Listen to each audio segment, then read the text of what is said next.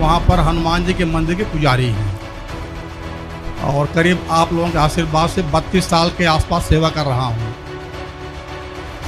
हम ये दो हैं, ये दोनों हम तो रहते हैं मंदिर में आते हैं, हम लोग आप कथा जो सुनते हैं वो आपस में डिस्कस करते हैं। कई कथाकार हमारे पास गए, मैंने उनसे प्रश्न पूछा लेकिन उनको प्रश्न का उत्तर नहीं दे पाए जी। पहला प्रश्न मेरा स्वामी जी है, गुरु जी है कि मोक्ष किसका होता है? मोक्ष जो होता है, मोक्ष का अधिकारी है मन। माया मरी न मन मरा, मर मर गया शरीर, आशा तृष्णा ना मरी, कह गए दास कबीर। तो जो हमारा मन है वही मोक्ष का अधिकारी, क्योंकि आत्मा तो मोक्ष से और जन्म मृत्यु सबसे परे है। तो जो मन है, कहते हैं ना सब मर गया, शरीर बूढ़ा हो गया, मन बुढ़ा नहीं हुआ। तो मन को ही सारा सुख दुख मिलना है। ठीक स्वामी जी, संतुष्टि हमको नहीं हुई।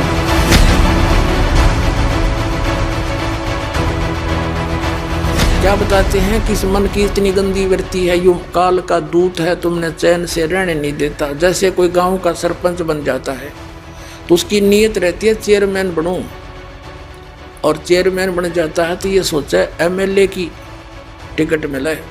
एमएलए बनने के बाद इन्होंने सोचा मंत्री बनूं, जब बात बने। मंत्री बनने के बाद इन्होंने सोचा मुख्यमंत्री बनूं जब चौधर पूरी हो। मंत्री बनकर नीयत यह हुआ प्रधानमंत्री बनो, इतने इसकी टिकट कट ले, फिर गधा संतरी बना पाओ। अब परमात्मा कहते हैं 3 लोग से तरपत ना ही यो मन भोगी खसिया। ये मूर्ख बना रहा तुम्हारे को जो काम करना था।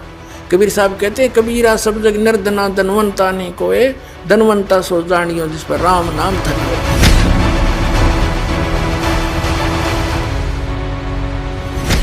पुण्यात्माओं, अब हमने वो मोक्ष प्राप्त करना है जहां जाने के बाद फिर लौटकर हम कभी संसार में नहीं आते। तो वो कौन है? वो परम अक्षर ब्रह्म है, वो सतपुरुष अमर पुरुष है। गीता अध्याय नंबर 7 के श्लोक नंबर 29 में गीता ज्ञान दाता ने कहा कि अर्जुन, जो मैंने तुझे ज्ञान बताया है कि तत्वदर्शी संत की खोज कर ले। फिर वो तत्वदर्शी संत तुझे उस परमात्म तत्व का ज्ञान बताएगा, वो तत्व ज्ञान बताओगा तेरे को। उस तत्व ज्ञान को समझने के पश्चात उसमें लिखा 7वें अध्याय के 29वें श्लोक में कहा है कि जरा मरण मोक्षाय यतन्ति ते, जो माम आश्रित है, यानी मेरे द्वारा दिए गए इस ज्ञान को आश्रय बनाकर तत्वदर्शी संत की खोज कर लेते हैं। और जो केवल यहाँ जरा माने बुढ़ापा, वृद्धावस्था का दुख, मरण माने मृत्यु, जरा और मरण से छूटने के लिए जो प्रयत्न करते हैं और संसार की किसी वस्तु की जो डिमांड नहीं रखते, वे ब्रह्म तत्वविदु और वो उस परमात्मा तत्व ब्रह्म को जानते हैं। और अखिलम च अध्यात्म, सारे अध्यात्म को जानते हैं और सभी कर्मों से परिचित है। यहाँ के सभी कर्मों से और पूरे अध्यात्म मार्ग से वो लोग परिचित हैं जो केवल जरा और मरण से मोक्ष के लिए ही प्रयत्न कर रहे हैं। 8वें अध्याय के प्रथम श्लोक में गीता ज्ञानदाता से अर्जुन ने पूछा किम तत्ब्रह्म, जिस तत्व ब्रह्म को जानकर प्राणी केवल जरा और मरण से, इस कष्ट से छूटने का प्रयत्न करता है, तो वो तत्व ब्रह्म क्या है, कौन है वो भगवान? गीता ज्ञानदाता ने गीता अध्याय नंबर 8 के श्लोक नंबर 3 में उत्तर दिया है, वो परम अक्षर ब्रह्म है। देखिएगा अध्याय नंबर 7 का श्लोक नंबर 29, ये 29 नंबर है। इसमें कहा कि जरा मरण मोक्षाय माम आश्रित यतन्ति ये, माम आश्रित, मेरे इस ज्ञान का आश्रय करके कि तत्वदर्शी संत को खोज लो। तो वो यतन्ति ये, जो प्रयत्न करते हैं जरा और मोक्ष है। जरा और मरण के मोक्ष के लिए ही जो प्रयत्न करते हैं ते ब्रह्म तत्विदु कृत्स्नम अध्यात्म से कर्म अखिलम, वह पूरे अध्यात्म को, तत्व ब्रह्म को और सभी कर्मों से परिचित हैं, जानते हैं। विदु माने जानते हैं। इन्हीं का अनुवाद पढ़ते हैं। जो मेरे शरण होकर जरा और मरण से छूटने के लिए, जरा माने बुढ़ापा, वृद्ध अवस्था होती है, इन्हों का लिख दिया ने, वे पुरुष उस तत्ब्रह्म उस ब्रह्म को, संपूर्ण अध्यात्म को, संपूर्ण कर्मों को जानते हैं। ये तीसरा श्लोक में ये कहा है 8वें अध्याय के, कि केवल जो मुझे ही सब कुछ समझ रहे हैं वो मुझे ही जानते हैं, वो तो मुझे ही जानते हैं बस। फिर यहाँ बताया 8वें अध्याय का प्रथम मंत्र में अर्जुन ने पूछा गीता जी में, किम तत्ब्रह्म, किम अध्यात्म, किम कर्म पुरुषोत्तम, अधिभूतम से किम प्रोक्तम, अधिदेवम किम उच्यते। इसका वह ब्रह्म क्या है, और इसका 8वें अध्याय के तीसरे श्लोक में उत्तर दिया है गीता ज्ञानदाता ने। 8वें अध्याय के तीसरे श्लोक में वो परम अक्षर ब्रह्म है। अब इससे सिद्ध हो गया गीता ज्ञानदाता से कोई अन्य परम शक्ति है जो जीव को पूर्ण सुखी कर सकती है और पूर्ण मोक्ष प्रदान कर सकती है।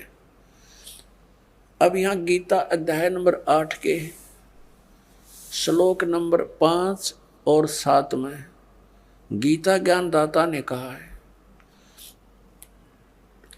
कि मेरी भक्ति कर, मुझे ही प्राप्त होगा।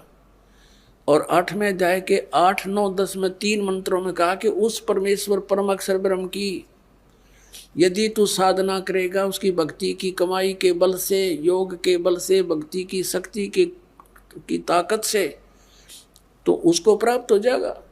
8वें अध्याय के 13वें श्लोक में गीता ज्ञानदाता अपनी साधना का मंत्र बताता है। ओ इति एकाक्षरम ब्रह्म व्यवहारन माम अनुसमन ये प्रयाति तजन देहम सयाति परमाम गतिम।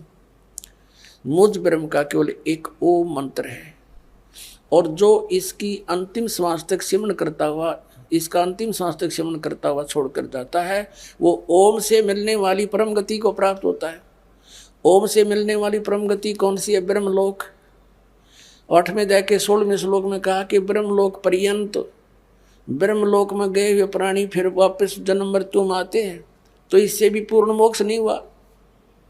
जन्म मृत्यु का दीर्घ रोग कटा नहीं।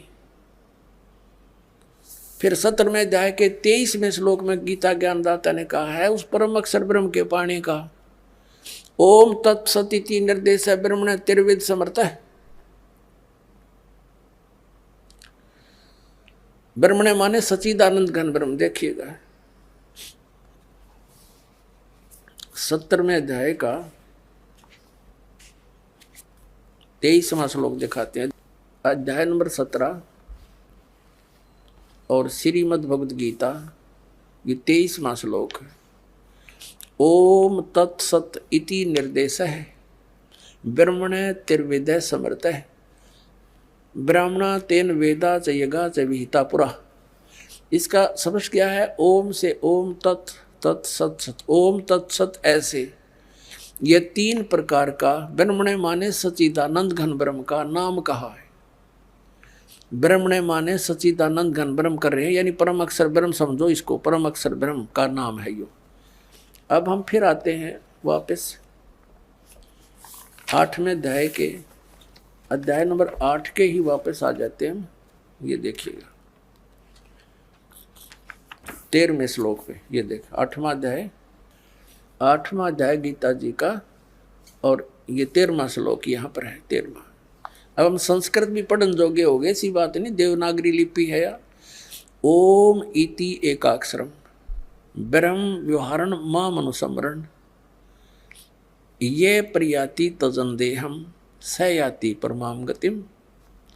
अब ये गीता ज्ञानदाता कहता है कि माम ब्रह्म, मुझ ब्रह्म का, ओम इति, ओम यह एकाक्षरम, एक अक्षर है, नथिंग एल्स, व्यवहारण अनुसमरण यानी उच्चारण करके सिमरण करता हुआ यह याति तजंदे प्रियाति तजंदे हम जो शरीर छोड़कर जाता है, इसका सांस समन करता हुआ यह याति परमाम गतिम, वह परम गति को प्राप्त होता है। यहां से शुरू होता है ओम ओम। जो पुरुष ओम इस एक अक्षर ब्रह्म को उच्चारण करता हुआ और उसके अर्थ स्वरूप मुद निर्गुण ब्रह्म का चिंतन करता हुआ शरीर को त्याग कर जाता है, वह पुरुष परम गति को प्राप्त होता है।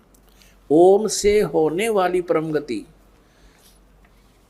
वो कौन सी है? ब्रह्मलोक। ब्रह्मलोक में गए हुए प्राणी फिर पुनरावर्ती में आते हैं। देखिएगा 8वें अध्याय का यही फिर 16वां श्लोक। हे अर्जुन, ब्रह्मलोक पर्यंत सब लोग पुनरावर्ती में हैं। ये स्टार लगा के इन्होंने यह विश्लेषण भी किया है। अर्थात जिनको प्राप्त होकर पीछे संसार में आना पड़े, वहां जाकर भी फिर वापस संसार में आना पड़े, ऐसे पुनरावर्ती बोलते हैं इसको। पुनरावर्ती, इसका विश्लेषण किया, पुनरावर्ती का अर्थ डिफाइन किया इन्होंने। तो इससे सिद्ध हो गया कि ब्रह्मलोक में गए हुए प्राणी भी वापस आते हैं ब्रह्म ओम नाम का जाप करने वाले। आगे गए ना बावड़े रहते भी सब जाही, बिन साहेब की बंदगी कहीं छोड़ ठिकाना नहीं। मोक्ष प्राप्ति की विधि बता कहते हैं कि जो सच्ची साधना सतगुरु से प्राप्त हो जाती है, उस भक्ति के करने से पूर्ण मोक्ष हो जाता है। पूर्ण मोक्ष प्राप्त प्राणी उस लोक में चला जाता है जहां पर इसको कर्म किए बिना ही प्राप्त होता है। श्रीमद् भगवत गीता के अंदर उसको निष्कर्मे मोक्ष कहा है। वहां जाने के बाद कोई भी बगैर काम किए ही आपको सब कुछ प्राप्त होगा। इसलिए आप जिस स्थान पर रह रहे हो, ये आपने कर्म करते करते भक्ति करनी पड़ेगी। निर्वाह के कर्म करते करते आपको भक्ति के कर्म भी करने पड़ेंगे। इसलिए प्रत्येक सदग्रंथ के अंदर जो प्रावधान है वो इसी प्रकार का है। सबसे पहले आपको श्रीमद् भगवत गीता का प्रमाण देते हैं कि उसमें कैसी भक्ति करने को कहा है और उस भक्ति के करने का तरीका कौन सा है और वो साधना है कौन सी। श्रीमद् भगवत गीता अध्याय नंबर 8 के श्लोक नंबर 1 में अर्जुन ने पूछा कि भगवान, आपने श्रीमद् भगवत गीता अध्याय नंबर 7 के श्लोक नंबर 29 में कहा है कि मेरे ज्ञान का जो आश्रय कर लेते हैं, कौन से ज्ञान का? गीता अध्याय नंबर 4 के श्लोक नंबर 32 और 34 में एक विशेष उल्लेख है कि सच्चिदानंद घन ब्रह्म अपने मुख कमल से स्वयं ही यहाँ आकर के एक यथार्थ ज्ञान बताता है, उसको तत्व ज्ञान कहते हैं। तो 4 अध्याय के 34वें श्लोक में कहा कि उस तत्व ज्ञान को तत्वदर्शी संत ही जानते हैं। उन तत्वदर्शी संतों के पास जाकर के उस तत्व ज्ञान को अर्जुन ग्रहण करो। यदि आप पूर्ण मोक्ष प्राप्त करना चाहते हो, यदि आप उस शाश्वत स्थान को प्राप्त करना चाहते हो, गीता अध्याय नंबर 18 के श्लोक नंबर 62 में, गीता अध्याय नंबर 15 के श्लोक नंबर 4 में, गीता अध्याय नंबर 18 के श्लोक नंबर 66 में जो प्रमाण दिया है कि अर्जुन तू सर्वभाव से उस परमेश्वर की शरण में जा, उसकी कृपा से तू परम शांति को और शाश्वत स्थान अर्थात उस अमर लोक को प्राप्त होगा, सनातन परम धाम को प्राप्त होगा, जहां जाने के बाद साधक फिर लौटकर कभी संसार में नहीं आते। तो गीता अध्याय नंबर 7 के श्लोक नंबर 29 में गीता ज्ञानदाता कहता है कि जो मेरे इस ज्ञान का आश्रय कर लेते हैं और तत्वदर्शी संत की खोज कर लेते हैं, वे व्यक्ति फिर क्या करते हैं? जरा मरण मोक्षाय यतन्ति ते तत् ब्रह्म विदु कृत्स्नम अध्यात्म अखिल च कर्मम।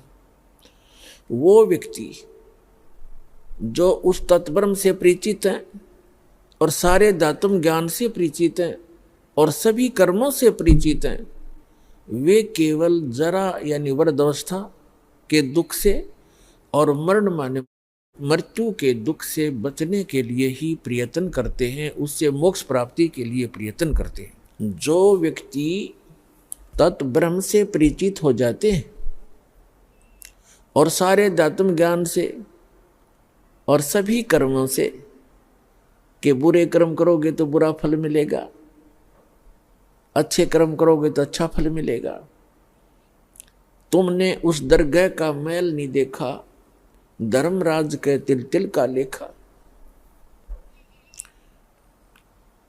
आज कोई कोढ़ी है, कोई रोगी है, कोई कैंसर पीड़ित है, किसी को अधरंग मार गया है, किसी की जुबान नहीं है, कोई गूंगा, कोई बहरा है, कोई लंगड़ा, कोई दोनों टांग कट गई है,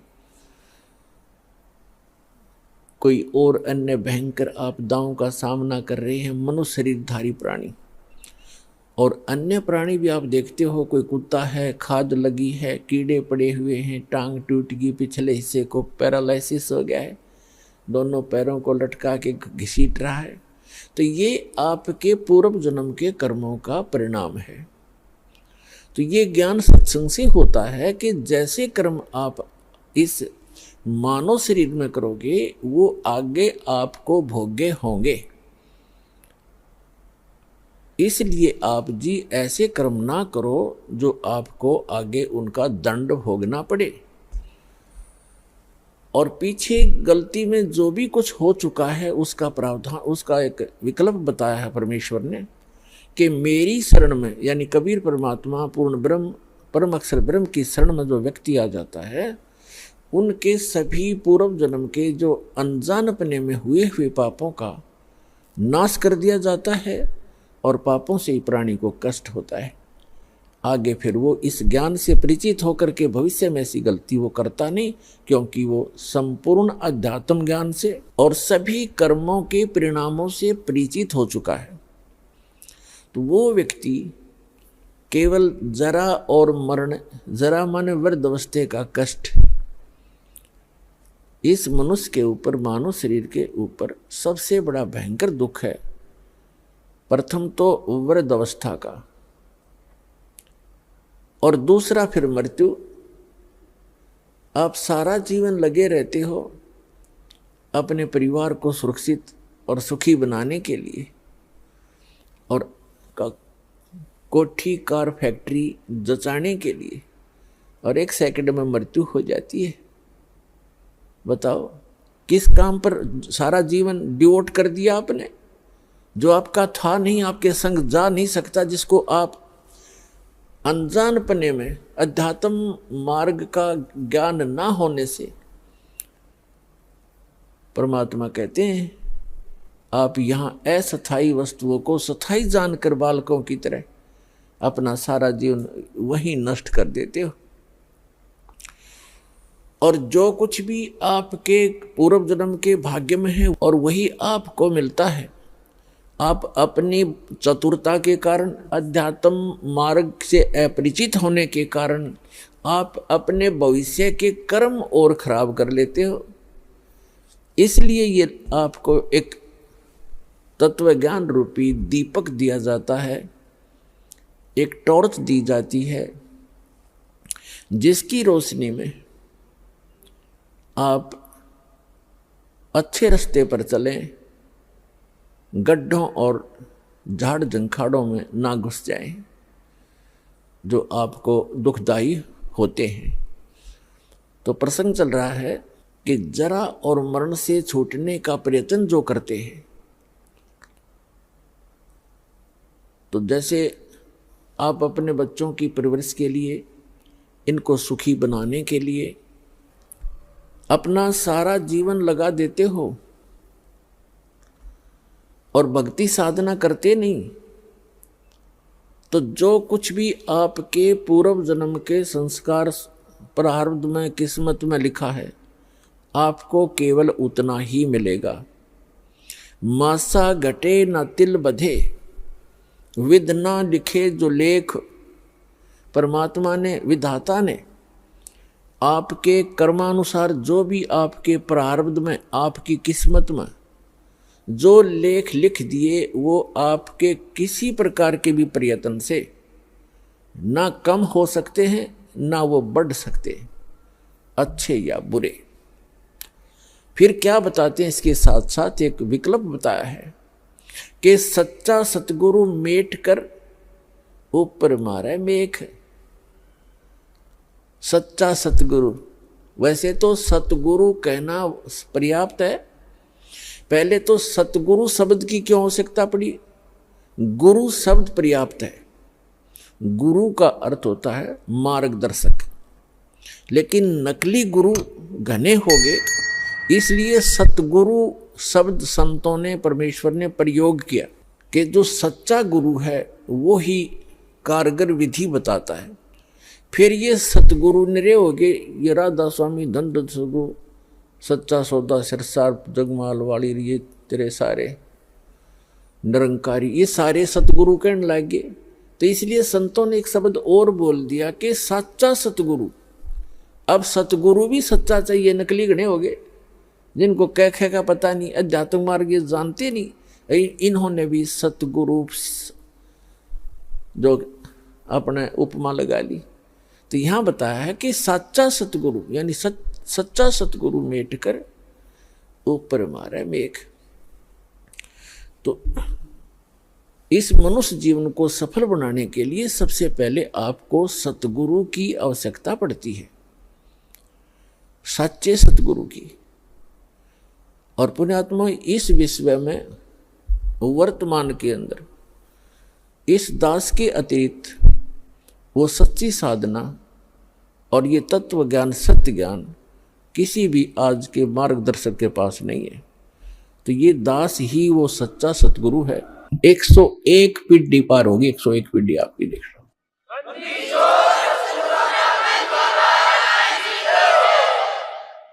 और 101 पीढ़ी पूरा होने में लगभग 1-2 हजार वर्ष अवश्य लगेंगे।